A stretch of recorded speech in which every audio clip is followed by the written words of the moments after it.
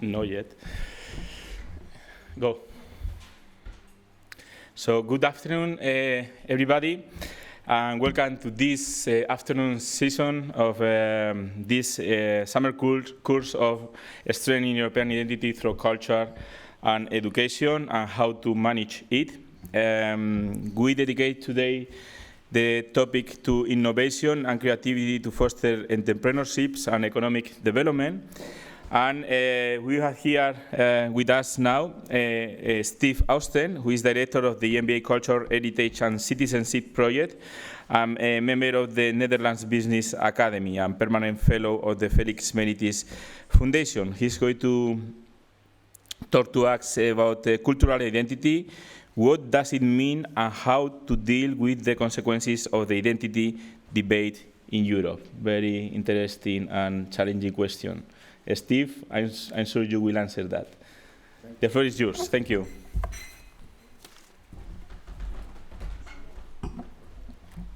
Yes, we thought that having debated from the very beginning with various experts about the identity question, it would be wise to go back to the previous century. In fact, go back to the very, very last days of the Soviet Union, which was in December 1990, where a group of artists and intellectuals came together in Leningrad. It changed later into St. Petersburg, and before it was Petrograd, it still is St. Petersburg, but at the time it was still Soviet Union. Abraham de Zwaan advised us always to tell who is financing these kind of encounters. So the encounter in Leningrad was financed without any state money. The Soviet Union was not interested to have a group of European intellectuals coming together in their country. But the Soviet Union was at that time enough weak to allow people to come together on their own costs. We could do that because the Lufthansa company was offering 100,000 D-marks to transport approximately 40 individual artists and intellectuals from all over Europe to Moscow. The Goethe Institute offered the installation of sound equipment, and the Rotterdam Arts Foundation was giving us cash, 20,000 euro, which we needed to buy a sophisticated rank Xerox copy machine to ship it to Leningrad to be picked up by our friends from the Leningrad Writers' Union, because they guaranteed 5 days hotel, board, food and drinks in return for a copy machine that allowed them to print their works themselves without going to the censor and to get permission to have it printed through the state printing industry. So there you see, if you know the background of the finances of a cultural event, you know more about the intentions of the initiators, I hope. What are we going to do? I show you from the recordings, video recordings of that meeting from December 1990 in Leningrad, just a few minutes. But first, an impression of how the city looked like, and then an impression of how the two persons who are going to explain to each other what identity could be start talking about that, and I will read some parts of the discussion because I think it has an enormous added value for all of us who think they have to know exactly what identity means for them. As more and more politicians have the impression that they know what your identity means for them, which is something completely different. We heard about the group identity definitions, the national identity definitions, and more of that constructions.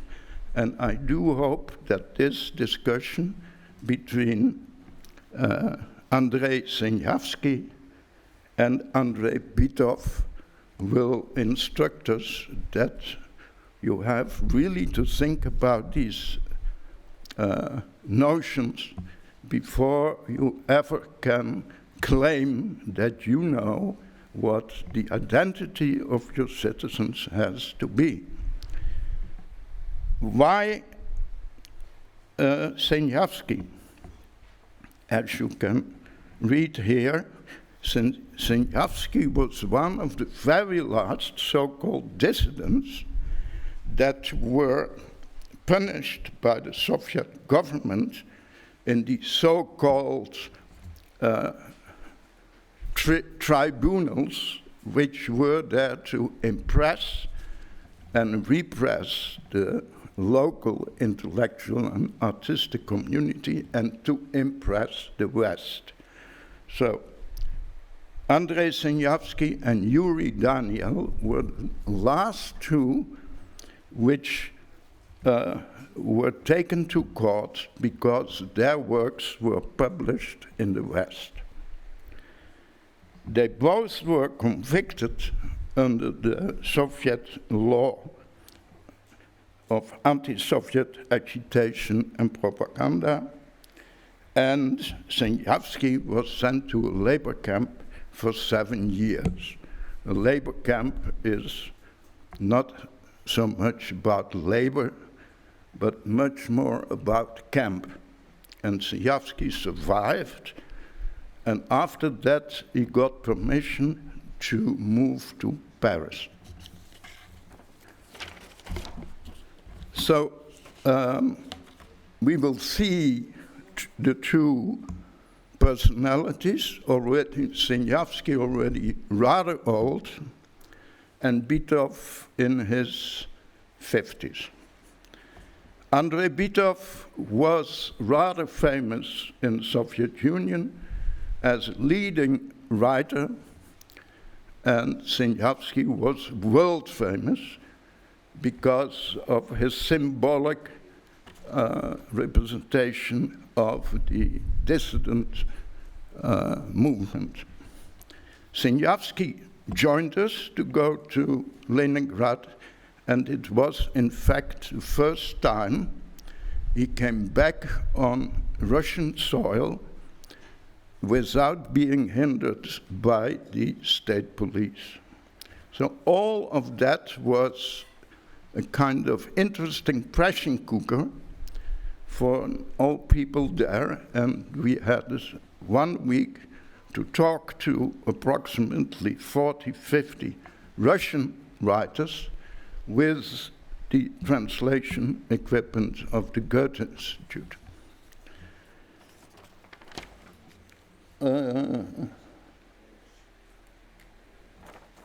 So 1990, as I said, last days of Soviet Union. In 1991, some of you know about that, but then came to birth the so-called Commonwealths of Independent States. After that, this Commonwealth collapsed, and it has led to the situation we are in now, where Russia, Ukraine, Belarus, Georgia are all independent from each other, at least in the minds of the ruling governments of these former satellite states. The host in Leningrad was Andrei Bitov, and he proclaimed, "This is the first meeting of individual artists and intellectuals on Russian soil, not organized by the state after the revolution." In fact, he said, "We are making history here because we decided ourselves as individuals to come together in a place where this was not possible until today, after the October Revolution of 1917.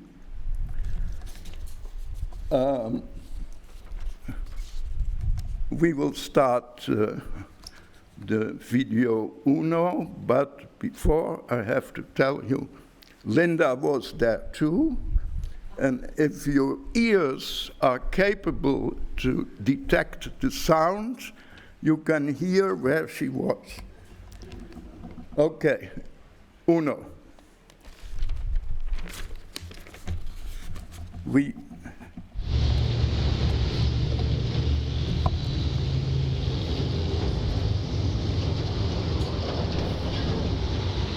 What do we see here? This is the gunship Aurora, who has a mythical role in 1917. The Soviets proclaimed that Aurora was bringing the military into the revolution of the Soviets. And here you see how it looked like in 1990. There is some sound, some citizens. Wil jij een sigaretje? Ja, leek toevallig. Ja? Как бы навсегда уже знал, что ничего хорошего там не будет, будет только скука. А сейчас я ловлю себя на том, что я очень много читаю советскую прессу. Yes, stop here. Your Russian will be not much better than mine, so we are not showing the whole video. We will go through their debate. I will read pieces and you will see it on the screen. First, the problem is No. This. Andrei Bitov, writer living in Soviet Union, interviewed Andrei Sinyavsky, known as Abram Tet's writer in exile, living in Paris. The question, that is our question, can we, on the basis of our experience, living in Soviet Union, living in Paris, indicate to what extent our experience has given us insight into the word identity. This word does not really have a definitive meaning in Russian. It has not yet found its equivalent. So here, two Russians are talking to each other to find out what the word identity could mean for Russians. And they start to tell, we don't know if there is an equivalent for this word in Russian language. And then Sinyavsky came up with the following story. The European city has influenced the form in which I write. Unlike Russia, the European city is full of form. Here we come back to the lecture of Mario. And above all, because the space in Europe is more structured than the lack of order in Russia. That Russian endlessness, the depressing endlessness, and in contrast, the European landscape. So talking about identity but not knowing what it means is quite interesting.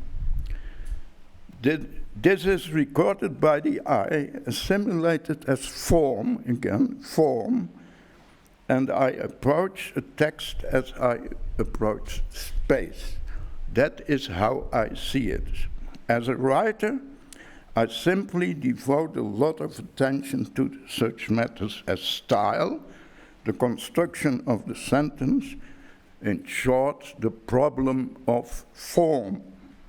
Europe has helped me to concentrate on stylistic aspects, not just in relation to a single sentence, but in perceiving a text as structure. So without structure, you cannot define the form, and without a form, you can't express yourself in the way you want it as an artist, an intellectual, or a citizen. All of a sudden,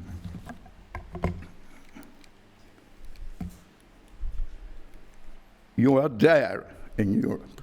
And who are you? And what is Europe? Are you there now or not? And is it really you?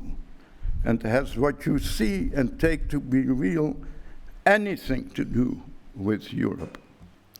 That is the experience that I'm acquiring now.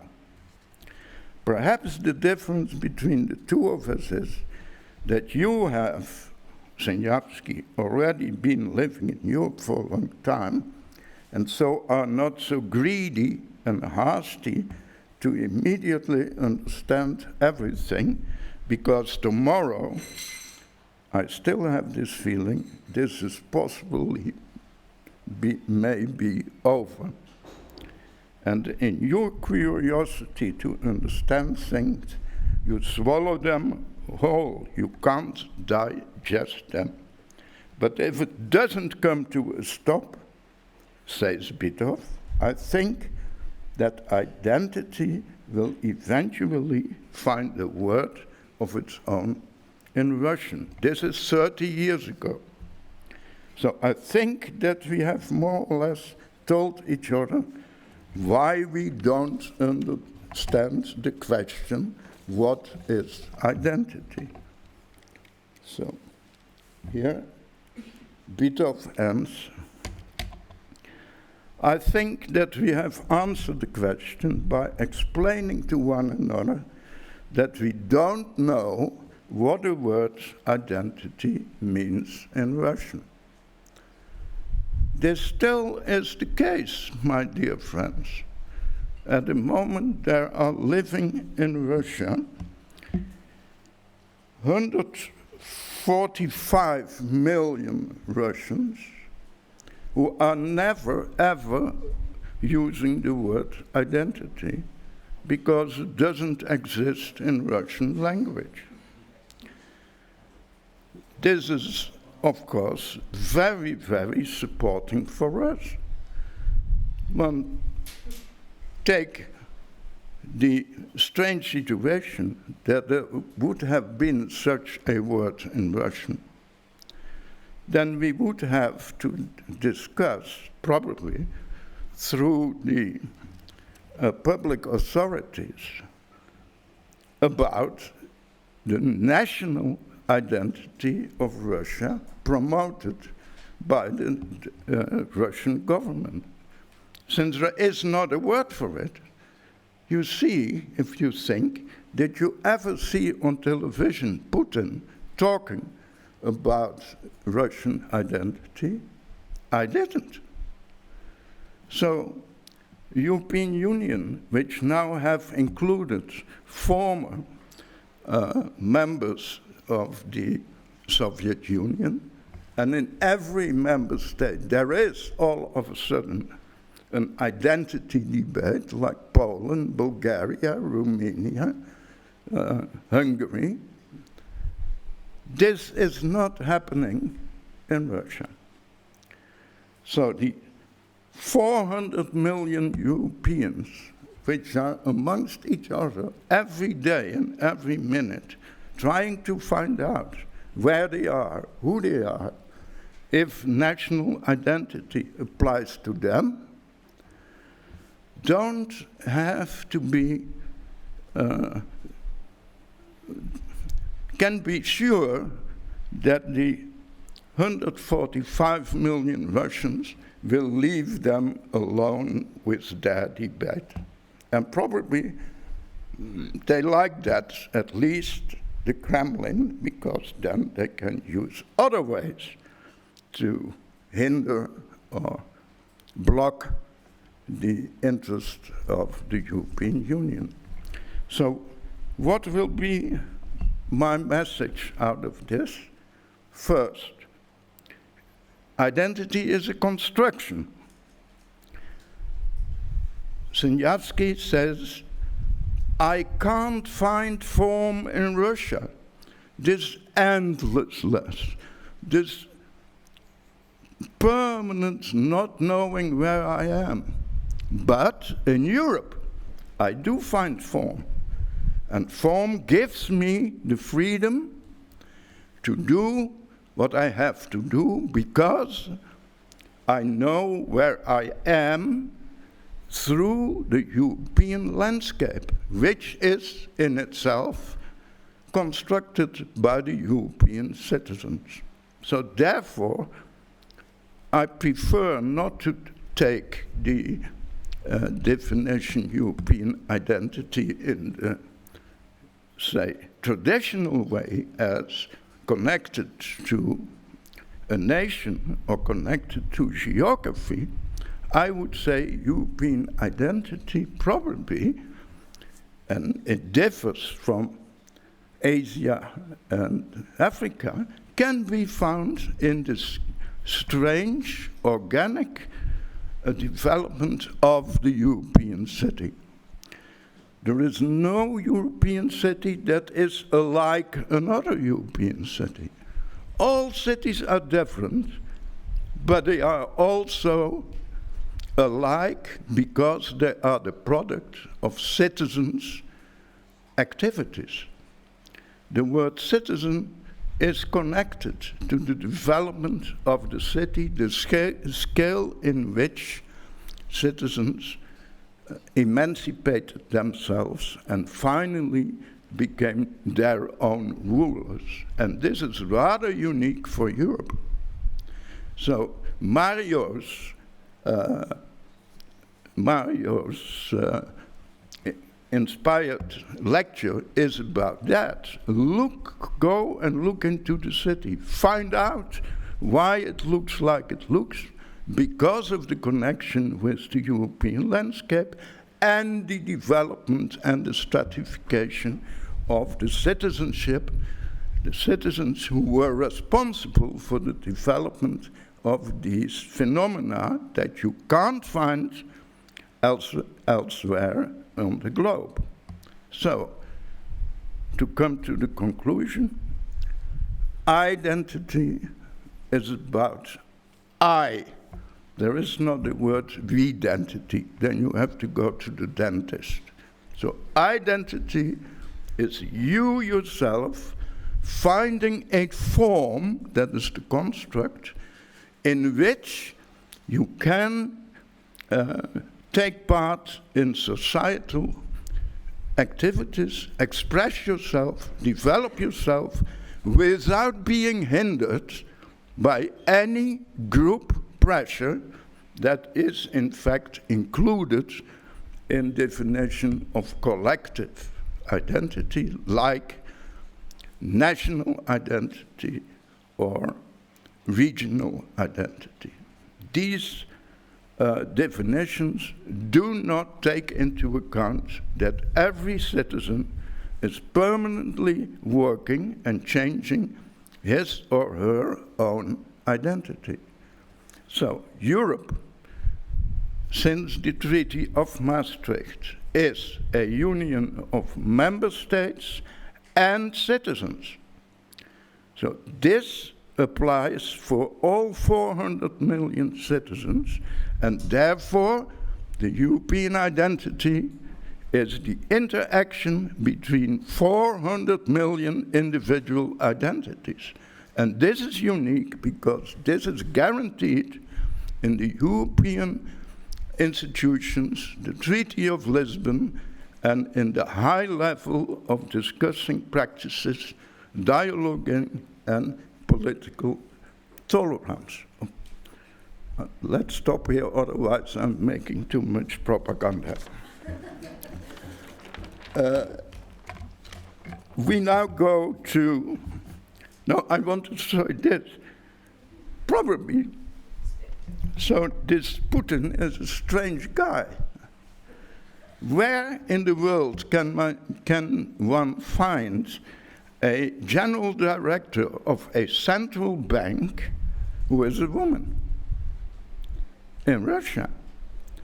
Where can you find a general director of the National Bank who is a Muslim? This lady. She is coming from Tatarstan. And she doesn't follow Putin's wishes.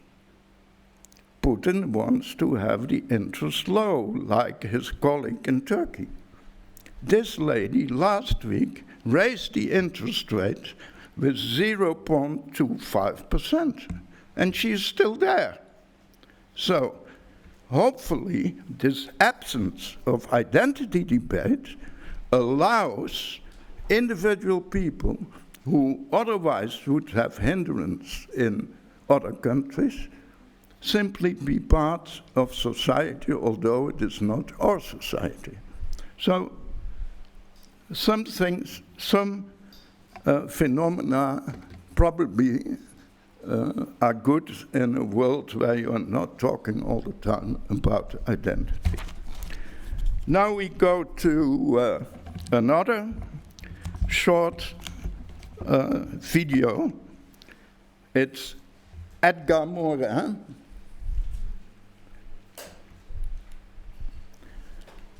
I took him because he's not only member of the Academia de Yuste, but he was there at that moment too. And for him, it was a very emotional moment, being born as a Jewish Spanish background, and as active partisan in French resistance. He was very influential for the European thought, and he wanted to feel and see, are we facing an important moment in history? Is the Soviet Union going to bring another reality which is beneficial for us? And of course, people came up to him, he is well known in the Soviet Union as well, and asked him, aren't you afraid that anti-Semitism will come together with the collapse of communism? And this is his answer. A video due, please.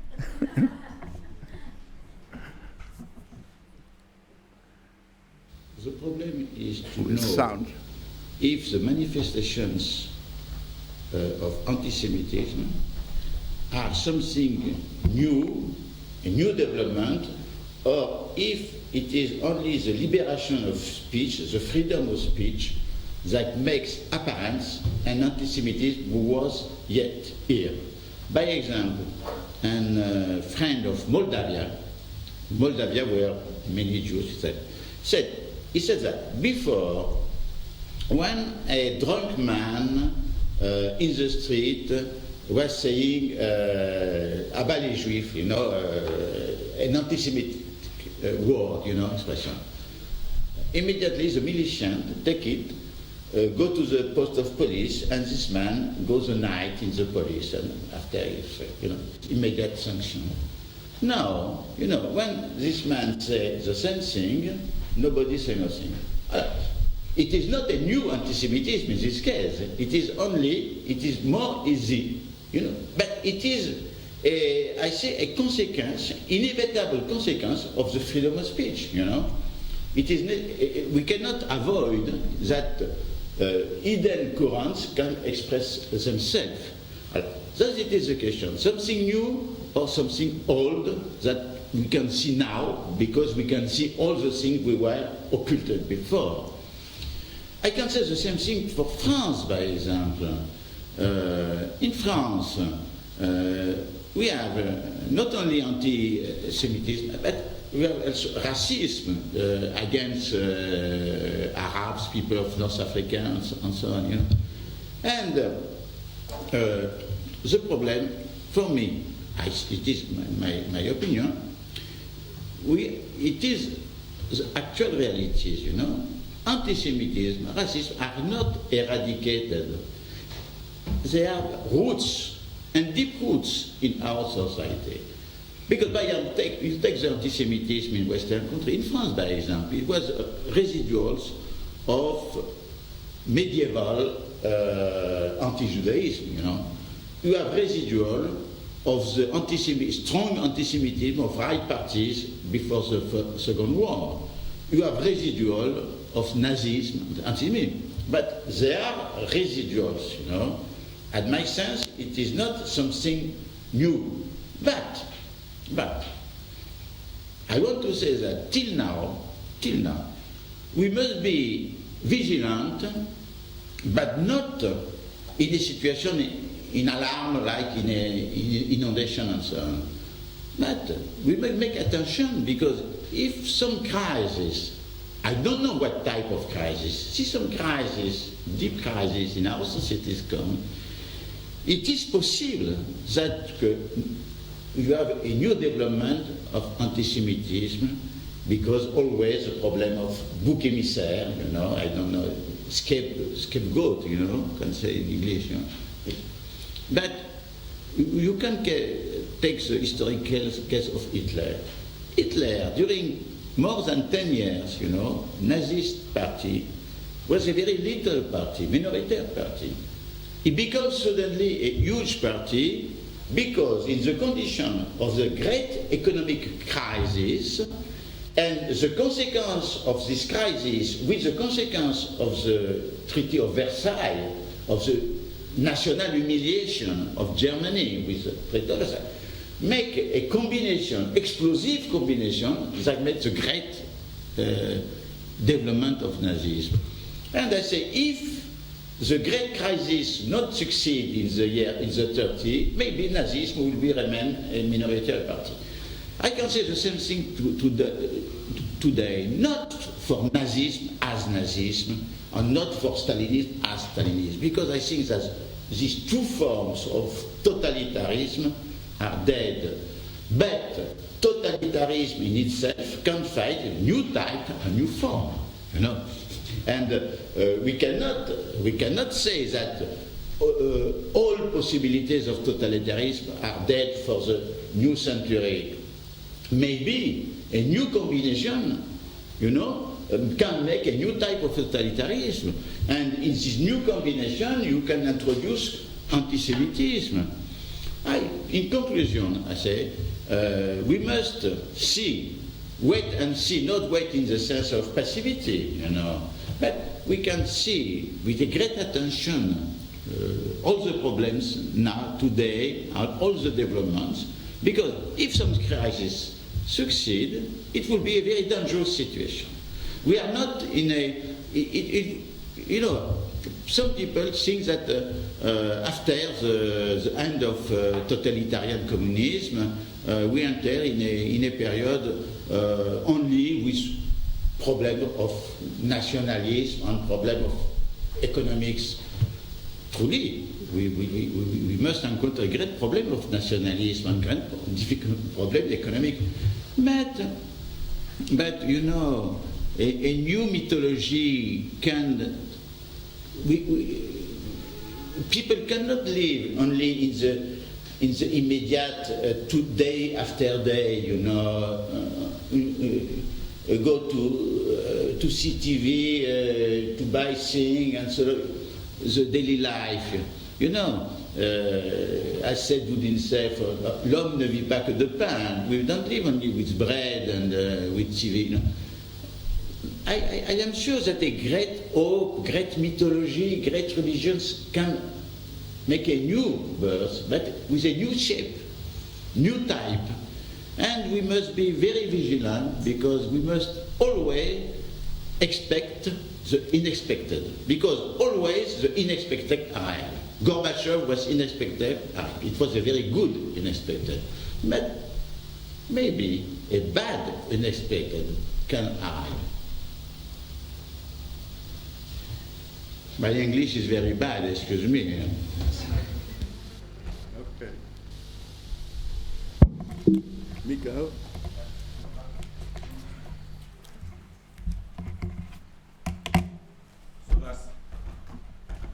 So that's it. Big clap for Steve.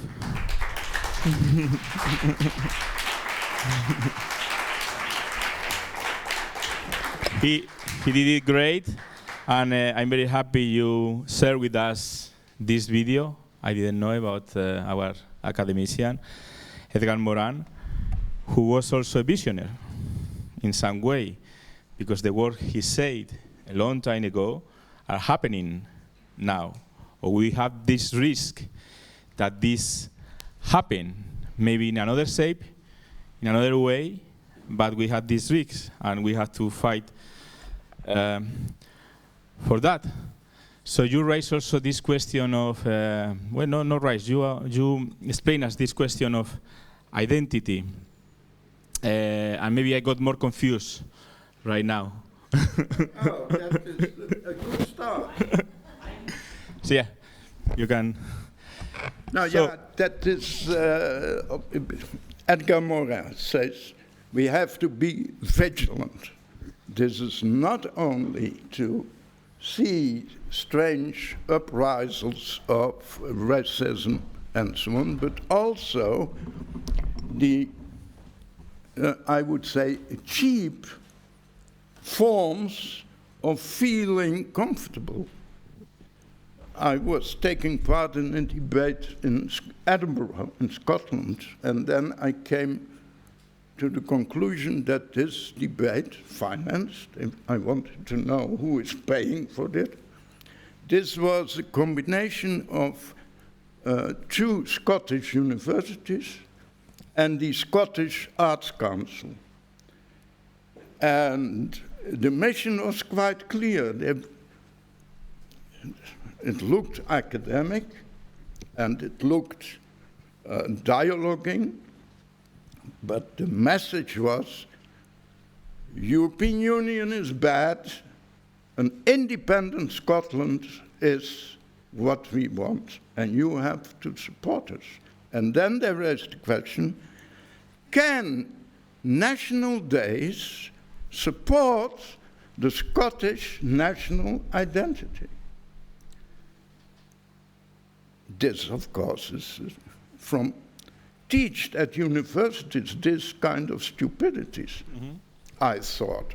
So we indeed had a very interesting debate, right, where I tried to make clear to these academics that they, without any research, took for granted that every citizen of Scotland would think the same, wants the same, no individual influence, and no recognition of other thoughts than a strange kind of constructed proud. Of what? Okay. Yeah, so it's a good thing. Irritated. It's a good thing, I think, that I feel more confused about the concept of the identity. So maybe, at least with me, I got the lesson. And I have a question, because in a certain moment, well, it was quite clear about individual identity, what you say. But when you talk about the European identity, you say that it's an interaction between the 500, in this case, 530,000 inhabitants or citizens from Europe. But we still have these barriers for that interaction. So the interaction between European citizens is not that real, or is not what we would like, because there is still a lot of barriers. We have the language barriers, but we also have the mobility barriers, even if they say that we can be moving freely around Europe, but no in the better and best conditions so far.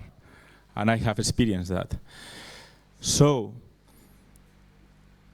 first of all, following this statement, we have to eliminate those barriers so people can interact themselves. How we can help to get that? Because at the end, if we want to have an European identity and we need this interaction between citizens, how can we really create this interaction? What is not working really so far, in your opinion, in Europe? Having all the ingredients and having all these messages that we are free in Europe, free to move, free to study, free to work anywhere, free to have the same rights everywhere, when it is not the case yet. It's partly, I would say, it's partly the case. And people take it for granted. If you go to Schiphol Airport, to the check-ins for cheap flights, first of all, they are cheap because of Europe. Secondly, people are going in masses to cities they never have visited before, and there they meet with people they never saw before. So a big proportion of individual interaction within Europe is in fact through the homogenized tariffs for Telefonica, flights, transportation, and social media. And a high proportion of people who never have seen an Italian or visited an Italian family in a village are doing so now as if this is normal. It wasn't normal. And that they talk in a language they find out around the table. So that is one thing.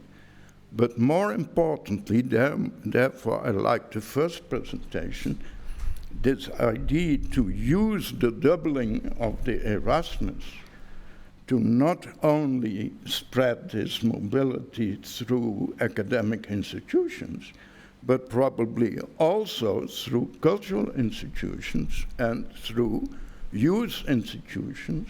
So the doubling is fine, but it should be 5 times, and probably it can be promoted if you make clear that this belongs to the tourist facilities that everybody is using on his own account. Add to that this educational component. We know that people who have taken part in Erasmus, they feel they are Europeans. They can't define it, and I'm not waiting for a definition, because finally this idea about identity is moving permanently in everybody's head. But what they share, at least what has to come and is guaranteed in Lisbon, what they share is that they know I'm visiting you in Romania, and you and me do have the same rights to develop myself as a citizen within the limits of Lisbon. But for instance, for a Dutch citizen, the Lisbon Treaty gives much more guarantees than the Dutch Constitution. And people don't know that, but Lisbon is a real great advantage.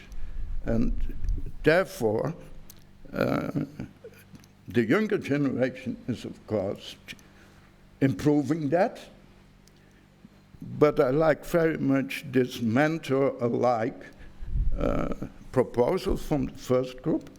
There are a lot of potential mentors around you in your family or in your village, and they should have the facility to travel, only to travel, not to be paid, to take part in these encounters, I think. Okay, so in some way we had the tools, but we don't know maybe yet we had those tools, like the Lisbon Treaty, give us all this possibility, but maybe we should invest a little bit more on using it better and knowing better our rights and possibilities. Yeah, to implement it better. Implement it better.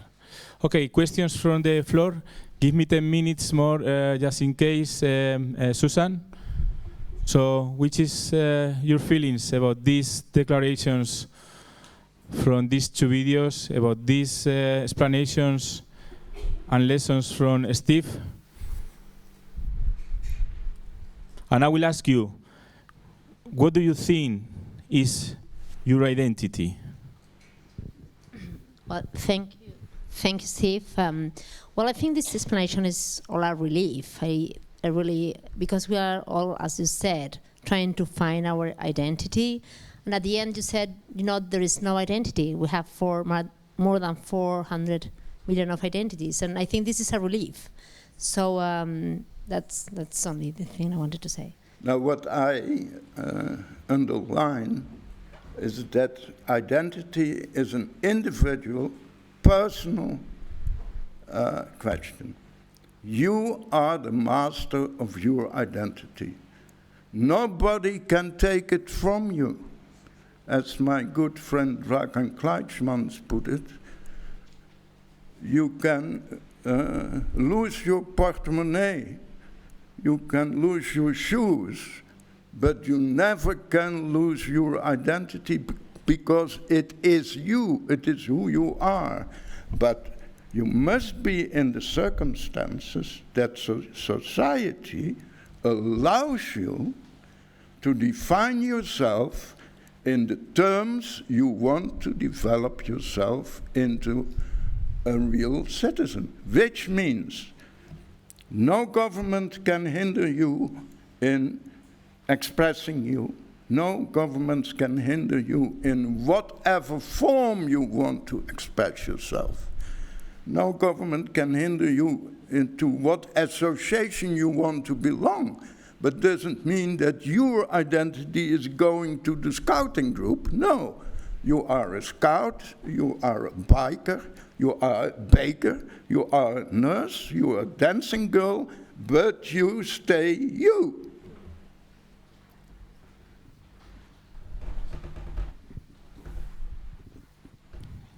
Any other comments? Or is a lot of food for thought?